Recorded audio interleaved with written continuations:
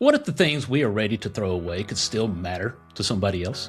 Today, we're sitting down with a man who spent 40 years learning exactly that, and who just started over to build something new with his son. Welcome to You Matter Nashville, where we celebrate the people and stories that make our community so special. We believe that everyone has a story to tell, and more importantly, everyone here matters. We're your hosts, Jason and Mindy Hoover, and we're passionate about shining a light on individuals who are making a real impact right here in Middle Tennessee. This is about community, connection, and the incredible people who are making a difference. Let's dive in as we uncover powerful stories and meet remarkable people whose journeys will inspire us all, right here on You Matter Nashville. Hey friends, welcome to You Matter Nashville. I'm Jason Hoover, here with my beautiful, amazing wife, Mindy, and we're so glad you're spending time with us today. And today we are joined with Robert Sipp. He is the owner of JUNKCO of Nashville. Robert, welcome to the show. Glad to be here. Thanks for having me. It says here, Robert, that you spent more than 40 years in the junk and recycling industry, and that for most of your career was a lean process improvement manager. That sounds impressive, which basically means he'd go into facilities that were struggling and figure out how to make them safer, better run, and more successful. And then in 2025, he decided it was time to go into business for himself and his family. So he opened JUNKCO right here in the Nashville area. He runs it with his son, Colton, who came over from managing at a guitar manufacturer. And when they're not working, the two of them serve together in their church and get to a ball game when they can. Robert, you've got quite a story, and we are looking forward to diving deeper into that. Yes, sir. Glad to share it with you. Well, Robert, before we get into JUNKCO Plus, tell us a little bit about you. I know Jason just shared that you've done about 40 plus years in this industry. And so kind of tell us what got you into the industry, why you stayed in it so long, and so passionate that you open up your own business here in Middle Tennessee. Well, I started, believe it or not, I started in the junk business when I was about 6 years old. And my grandfather is a retired mechanic, and he retired at 55 from being a mechanic, and he had contracts with like Chevy and Toyota, different manufacturers, and he would go around and pick up their scrap metal, and he would recycle it, and he would give the business owner a percentage of that, and he would take a percentage, and then he brought me in to help him with that as well. And I born of a single mother, and so I stayed with Grandpa and Grandma a lot, and so he was kind of the father figure, and he was an entrepreneurial type guy, and he put me to work at a very young age, separating scrap metal from, you take an air conditioner, for example. It has the copper tubing on it. It has aluminum on it. It has different metals. Well, each one of those have a different price. And so I would be the one that got to separate those from those machines from him at a very young age. And kind of had from an early age, I did that, and I got a passion for that. It just kind of followed me throughout my career. I mainly was in manufacturing, process improvement, but there was one of the big cost savings that I got through my manufacturing career was the recycling piece of it. I would put in balers for like cardboard and plastic and different things to stuff that we were paying to get rid of. We would take it out of the landfill, we'd bale it, and we would actually sell the material to recyclers, and it's one of the biggest cost savings that I would have in the industries as I went around. But just kind of did those kind of things all my career, and was always looking for a better way to do it and a way to be efficient and environmentally, conscious, to keep that stuff out of the landfill and repurpose it, reuse it. So. I love that. Of course, I'm a huge thrifter. I even have, a dress nonprofit where I get donations and give away. I just think anything you can do to reuse is so important to the government, but our government landfills and our in just everything. I mean, people don't realize how much junk we throw away. Yeah. I mean, every house. Yeah. I mean, just how many we recycle and the amount of trash that we throw away, and we are recyclers. Like, that's crazy. It's Yeah. crazy. Seems like I'm going to the dump every other week. Yeah. When I say the dump, the recycle Yeah. facility. I should know those numbers. I have the actual numbers of how much each person per pound uses, but I don't have them off the top of my head. I bet it would blow our minds. Well, you went from that to wanting to have your own business. So I'd love to hear how you and Colton decided to join forces. Well, I'd always want to do something on my own, but always had pretty good luck in corporate America with my career. So it was kind of hard for me to justify doing both because stayed pretty busy with my corporate job. And when COVID hit, I kind of got downsized a little bit, and I started doing consulting and started doing really well with consulting. And my son went straight out of high school. He did the Tennessee Promise. Well, he went into Lutheran school, and he did a Tennessee Promise. He did machine tool technology on top of that, since they were paying for it. So he was going to two schools at once, and he actually got both degrees, and he started building tires. I started my career building tires. He started building guitars. Okay. And it's kind of he's a guitar guy, plays guitars. He's really passionate about the guitars. So after 8 years of doing that, he started with a boutique guitar builder. After about 8 years doing that, it became more, the company did well, started growing, and it's still growing. But he became more, instead of like a craftsman building guitars, he became a machine operator. And so he was looking to make a change, and I'd always wanted to do something like this. And the junk business was just something I've always kind of like had in my life at some level.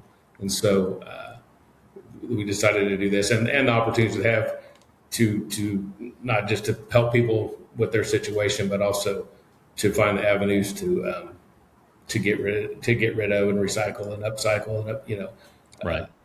And we got partnership with our churches and different churches, and we a lot of the stuff we bring in, we try to get it to help someone else, not just take it to the landfill and throw it away. We recycle about 40% of what we bring in, and so Wow, that's amazing. yeah. And We track that too, and we have a KPIs where we're trying to really hit those numbers and improve that each year. right, and it's a brand new business, a brand new venture for you and for your son. I like that when we talked before, you started this business, and your focus as far as getting the message and marketing, a big part of that is getting involved with the community and finding ways to help out the community. Yeah. And I love that, because when you think of junk removal, that doesn't necessarily always go hand in hand, right? So to know that there's a company like you that when there are instances that could use some services on a gift basis, volunteer basis, that's fantastic to have in your arsenal. But I want to ask you, because it is such a brand new business, and I know you mentioned the KPI, so you really haven't got to a good enough data yet, if I'm understanding correct, to really know what all that is. But you kind of know if you're tracking or not, correct?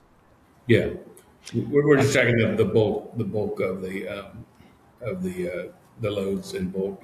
We know what we take to landfill, and we know what we don't take to landfill. Right. We don't have it broken down by we've donated so many clothes and so many Right. We recycle so much metal, and we recycle. We've done so many beds or couches. We have a group of folks that and we tell that. We don't tell everybody because we can't service everybody, but Don't worry, we won't tell a soul. Yeah, we do say what's your needs, because if you need it, we probably come across it at some point. And instead of putting it in the landfill, we'd like to let somebody to have that. I love it. people say, "Hey, I need a bed, or I need a couch, or I need Yeah. this or that," and within a week, we usually come across that stuff and have it to give to them. And and that's what it takes is like a lot of different nonprofits, especially just all working together, and just seeing what you come across because like you said, you just don't know what you're going to be coming across that week, who you're going to be helping out. But I know we've had like Foster Love Closet on here. They're always looking for bunk beds. They're always looking for toys and different things like that for people who are getting kids in the middle of the night, So, and there's, of course, Grace Works, who takes a lot of stuff in a lot of different places that are like them that service the community. So it's great that you can recycle a lot of that stuff. Yeah, it's exciting to hear about all those groups, and I'm excited to learn more about them because the more we can partner, the more we can get those synergies working together, and more people we can serve. Yeah, sure. Absolutely. Yeah. I'm happy to send some along as well. People that we've had on the show actually, but people we've worked with over the years. And yeah, it's just the more places you have, because some places, they can't take a couch this week or whatever, the trouble. Yeah. You're like, well, I didn't get rid of this today. So having having more people or more programs on your list, the better. Yeah. As you spoke to, sometimes it's hard to donate, hard to give somebody something. We need to create an environment where it's easy to do. Yes, I completely agree. Or people won't just go, I'll just take it to the dump if you can't take it today. Yeah. That's just people work on convenience, unfortunately. What does that look like as far as if you somebody calls you up and hires you to come remove, say, because we're real estate agents, it's usually sellers, our sellers are moving out. There's stuff that they don't want. They can call you, or we could call you on their behalf. You come over. So kind of take us from that point of what that looks like for the consumer. But when we get there, we usually just assess the size of the load. We have basically a 15-yard dumpster on the back of our truck. And we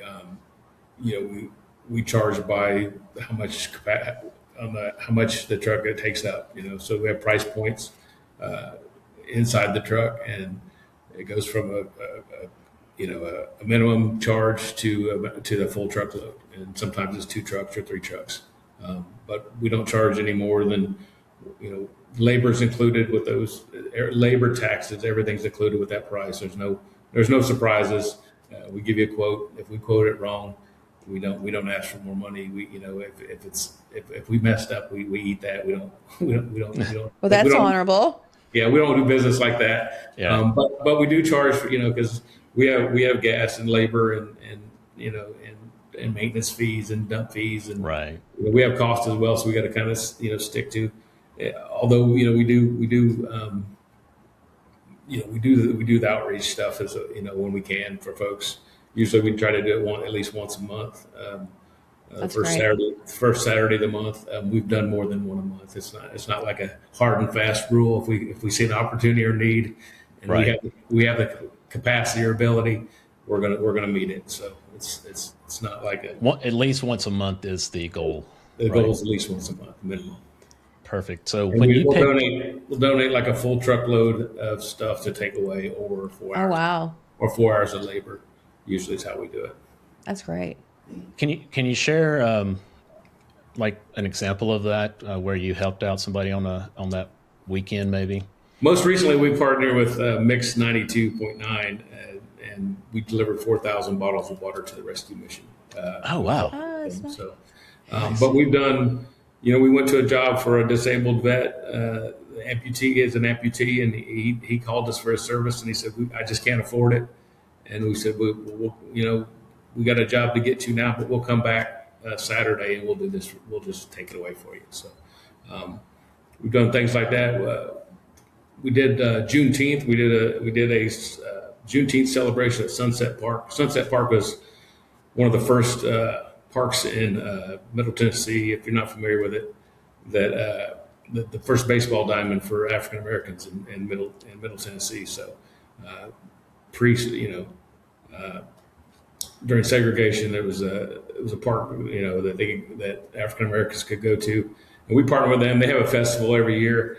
We partnered with them, and we were the trash service basically for that. We parked our truck there nice. and allowed That's them to put all their awesome. trash in there, and we came and picked up whatever was left and hauled that off at the end of the thing. But we're open to whatever and whatever. We're just trying to serve our community and serve the people in our community, and mainly those who need it the most is what we like to do. But need alone doesn't disqualify you. We just, if there's we'll help whoever we can. Yeah, I love. I've heard of that before, and I love baseball, and so I'm right there waiting for Nashville Stars. Yeah. Come on, Nashville Stars. That or at least that's the working name of the major league. Yeah, We'll see. Yeah, I won't. The sounds are pretty good too, though. But yeah, I'd be happy to see the Major League Baseball team. Oh, I love the sounds. Yeah, I used to. Me and my dad used to have season tickets. I love the sounds. Yeah. My only problem, as much as I love baseball, my only problem is it's hard to root for a minor league team because once they get good enough, they're gone. They're gone. Yeah. You start rooting for someone, then they're gone. So that's why we need the Stars. Yeah, they'll still stick around a little longer. Hopefully. Yeah. Hopefully, we're right there. We're in the running. So I like when you pick that up, when you pick somebody's up, maybe a bed, what have you. Is it then like if you see something that could be donated, that's what you do is you just take it from there and donate it? Okay.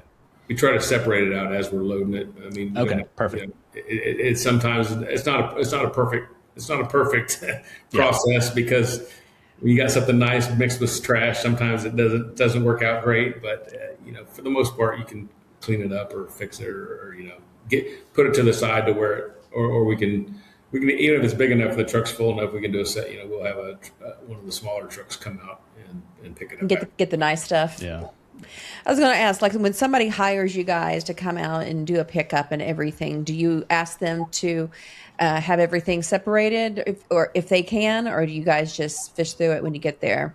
We just as is. A lot of people do that for us, and they think they have to do that, but they do not. We try to communicate that best we can.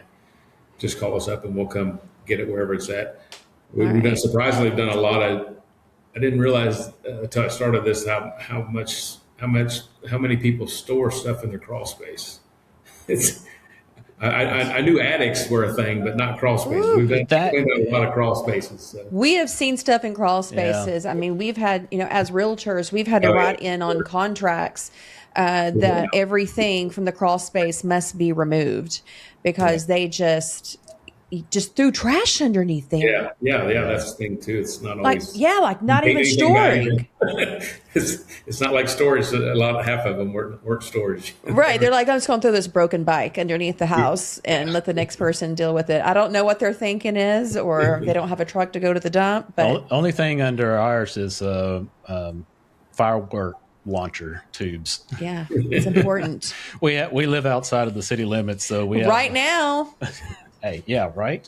Come on, Franklin. Franklin's trying to make us be a part of them. And annex. Oh no. No, we're like, no, we are the 4th of July house, so you can't do that. Issues.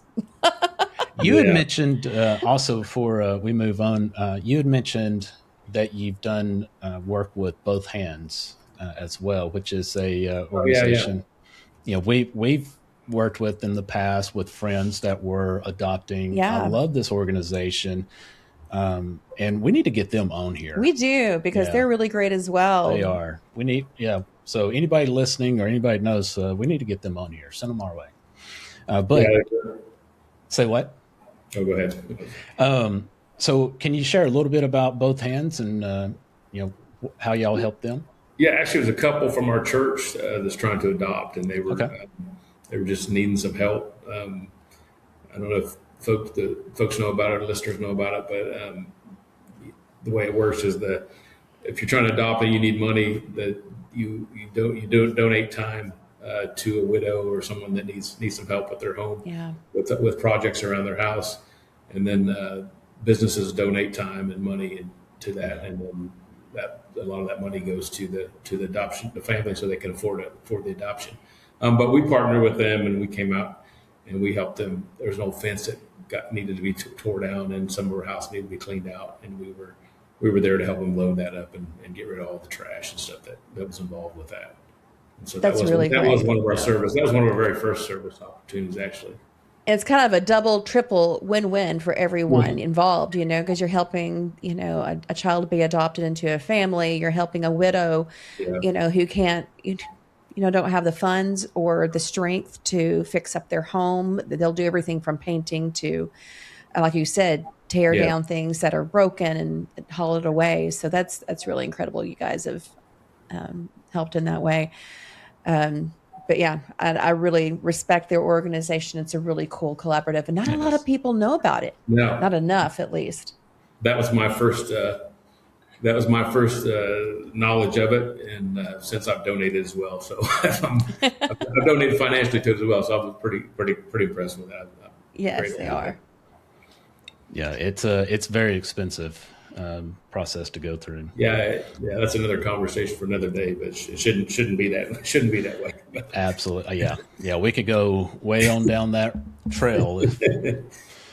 Now, your son he works with you, or do you? What's that dynamic like? He's the general manager, and Okay. he kind of runs the day-to-day stuff, and I help with marketing and sales, and I do help the books, and do the back office stuff, and kind of share the phone duties right now. We're growing, and we're not trying to get. We're not heavy staff right now. We're pretty lean, from my background, lean manufacturing. Which goes back to your previous. It's just paying attention and keeping everything lean and making money. I mean, that's how entrepreneurs work. Yeah, if we don't do it that way, we may not be around to do it. So That's right. That's true. Now, I did want to mention you guys, you and Colton, like me and Cohen, work at your church or volunteer at the church. I just want to hear a little bit about how you guys volunteer your time. What that means to you in your business. Yeah, we do. We volunteer in the handyman ministry. It's monthly. Actually, they moved to quarterly. It's quarterly now, and just different projects with widows and different things like that. So it's similar to both hands, but it's just the church outreach to community members or church members, and or it doesn't have to be a church member. It could be a friend or a family or somebody they know that needs help. But it runs through our church. But the thing that we do every Sunday is him and I agree at the we do the welcoming. We welcome people into the church every Sunday at 11 o'clock. So I love that. We've been doing that for about 10 years. Actually, it's hard to believe it's been that long, but that's really, really cool. And needed, for people who have been, I like handyman ministry. I do. That's the first time I've heard of that. I like it because, I had it drilled in my head to respect your elders and period. I just grew up in that environment. I'm sure you did too, being raised by grandparents. And so, but to take care of the widow, to take care of the fatherless has always been a huge thing on my heart. I know Jason's too. And so I love that there's a local ministry. I'm all about foreign missions and going other places and helping people. But I love the simplicity of just going and helping the person down the street and the widow in your church and making sure they are being taken care of. That gets lost in the shuffle sometimes. Well, a lot of times. Yeah. So. Well, yeah, as single mothers too is part of that. It's coming from a single mother, I understand the struggle. So I have a heart for that as well. And I think a lot of our problems in society it could be pointed back to father, not the absence of fathers. So. Agreed. If I can be an influence anywhere in that capacity, then I'd be happy that God used me that way. Yeah, be the guy who shows up. Yeah. That's powerful. Yeah. How long have you lived in this area? I've been there since 2003. Okay. So Okay. fairly new. So yeah, That's that's neat. um, or fairly new. I'm sorry, fairly seasoned. Fairly. Hey, words are hard sometimes, right? Hey, this day and age, if you've been in Nashville over 10 years, Yeah. you're kind of like a Yeah. native, right? Yeah. So you Grandfathered started. in after 10 years. Yeah.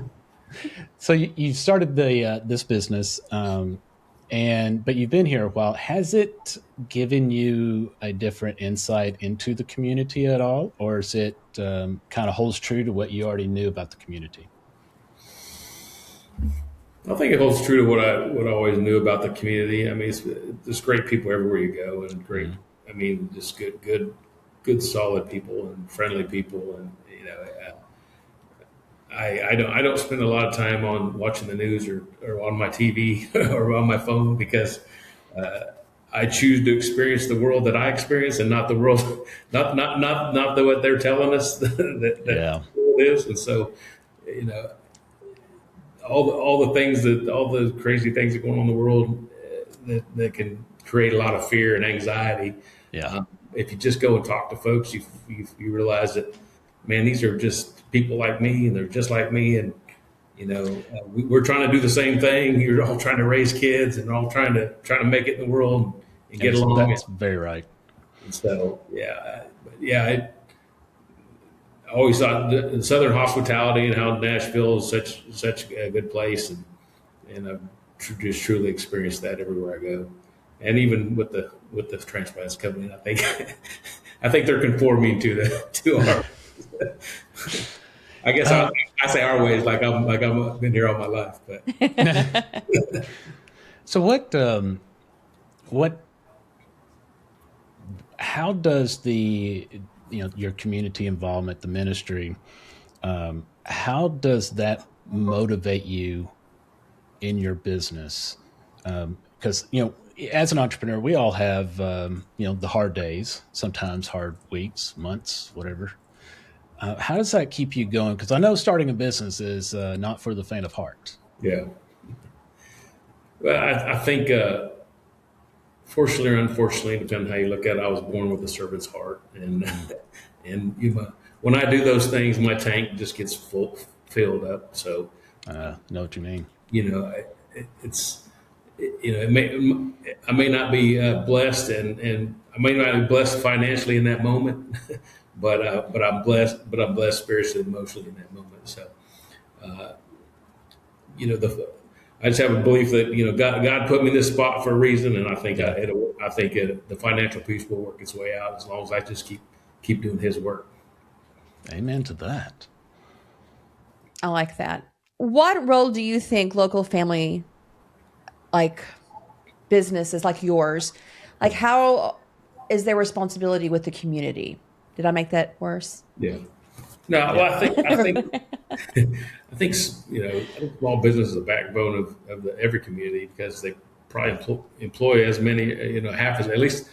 I think the last numbers I've seen is like almost 50% of businesses, and my numbers may be wrong, but 50% of people are employed by small businesses. So I think they're important to the community, and I think when you have a business that's willing to give the community, and the community is willing to give to that business, and it's just a mutual relationship that I think is beneficial for both parties. Agreed. And, and of course, if the community also uses the community businesses, that makes it even better. Yeah, yeah. So since you've just started this not too long ago, and it is a struggle as you build it, but there's a lot of gratification that comes from starting a business. What would you say that you're most proud of so far? Proud of the way that the community's kind of accepted us, and I'm proud of the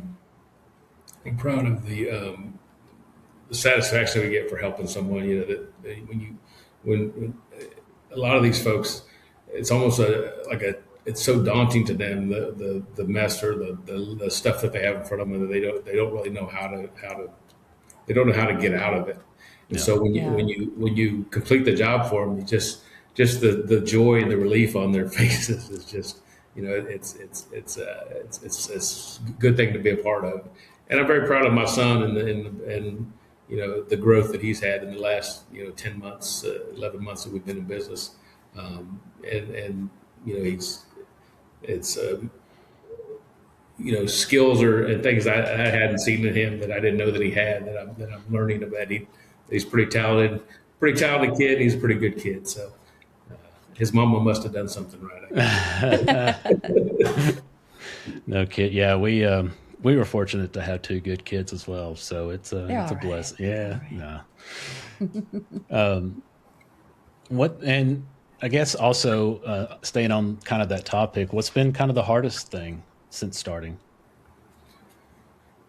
Well, the hardest thing to me is still the hardest thing that I knew going in, and that was the marketing piece of it. It's very ambiguous to me, as I don't quite understand marketing pieces and how they all work together, and everyone has a different opinion of how that works, and it's really a challenge to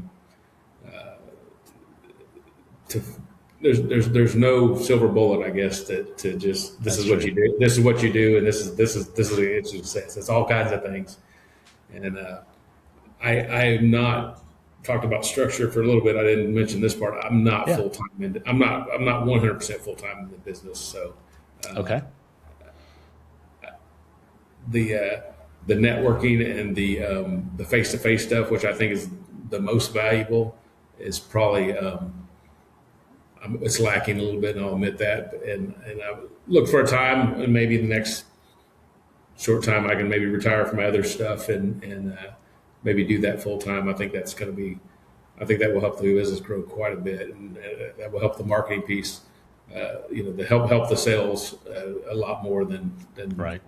Any paid ad or any of that other stuff. Oh, definitely. Yeah, that's it's big to have that social connection and networking. But Colton is full time, right? Yes, 100%. Yeah. So you're there imparting your years of wisdom into him still. I'm trying. Well, what's next for you guys? Like, do you have like the business 5-year plan? What do you hope to see JUNKCO do in the next phase now that you are getting well established? Yeah, we've added our second truck recently, and we're looking to, we're looking at 6 to 8 trucks is kind of our goal. All right. Nice. And we really, the way I'd like to model it is kind of, when I was a young man, I kind of want to be somebody that I wanted to be. That I want to be someone that I wanted when I was a young man. What I wanted when I was a young man, I would have loved to have someone, a businessman, or that kind of knew, had the knowledge that I didn't have, to give me some guidance and direction and tell me. Here. And show me, like, hey, here's how you do it, son. Here's an opportunity. Right. And so I didn't have that. I've learned. I went to school hard knocks, and I still haven't graduated. So I would like to set these trucks up as like someone's own. It wouldn't be technically their business, but it's going to be their business, and it's as successful or not as successful as they make it by how much work and effort they're willing to put in. But kind of just. I'm looking for 6 to 8 guys that could run trucks and manage, be customer facing, can talk to customers, and it's hard work, but you spend half the day in the truck too, so it's not you get breaks, but just looking for someone. I'd like to have like I don't know if franchise model is the right word, but it's just an owner-operator model where it's where they can have a piece of profit share and some of that. And I get what you're saying. Yeah. Mm-hmm. It's like I don't need for much, so it's not like I'm trying to make $1 billion or $1 million a year. I'm just trying to eat and and have shelter and hopefully help some folks out with their lives and their careers. So, if somebody here is listening that has some items in their home and they think that it could be of value to other organizations or people, what have you, what would be their first step? Is that something that they could call and ask you, or how does that work? How do you get involved with that? Yeah, well, they can reach out to us directly at 615-621-4065, or they can go to our website, JUNKCO Plus / Nashville. And there's actually an online booking on that website where they can just book a time and appointment for us to come. Okay. We do no But cost. if they're not sure that it would be of value, can they just call and ask you? I mean, is that something, or would you have to Oh go yeah, there? to determine the value, just call and just kind of describe the item, and Okay. we can kind of determine whether it has value or it doesn't have value. So, not related to just your business, but in our lives, you kind of mentioned it about not having a business mentor of sorts, and we completely agree with you. We wished we had that as well. We would have not had to take some of those hard knocks. Yeah. We still have bruises, Yeah. but Still getting bruises. yeah. But what would what is a lesson that you've learned the hard way? And this is a I guess a lifetime question. But what's one of those hard knocks that you've learned from that has stuck with you?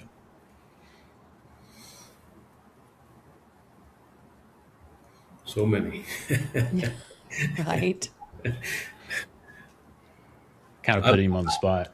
Yeah, I think the one that maybe sticks out the most, and it's kind of a general one, but it applies to everything. Is there's a process to everything, and also during that process, you got to do the right thing, do the next right thing, and everything seems to work out. If you try to do shortcuts, and you try to get to the top, the fast, easy way, you don't stay there very long.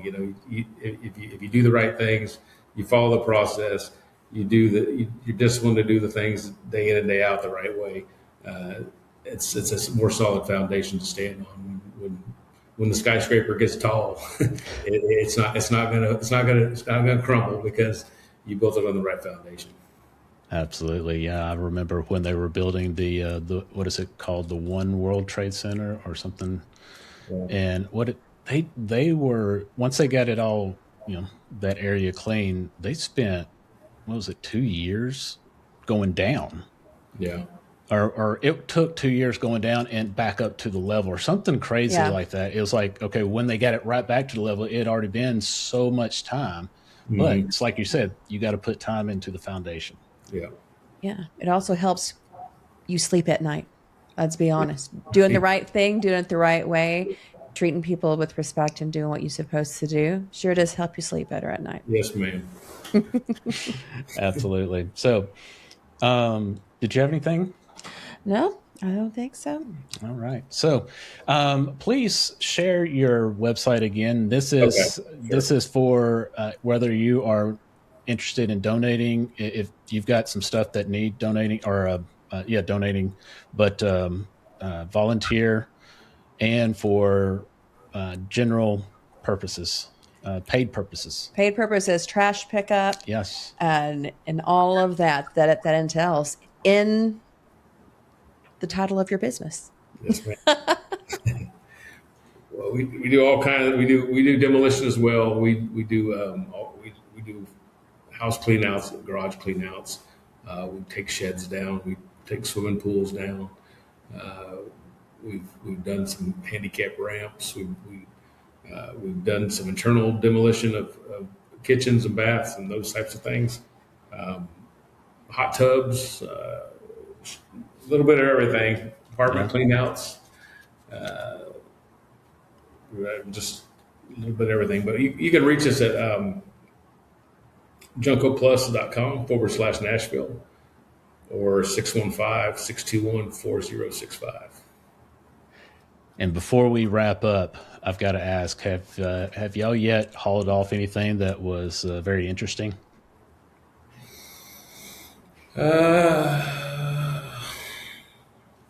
Surely y'all see some things. Because I know I had an Aunt Sarah that had some interesting things.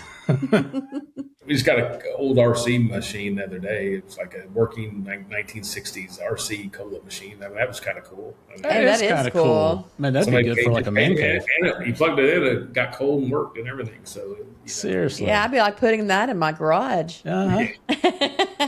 But, Right. yeah, Or if you got like short-term rentals. Yeah, I charge them. Maybe plan. put your cokes in there.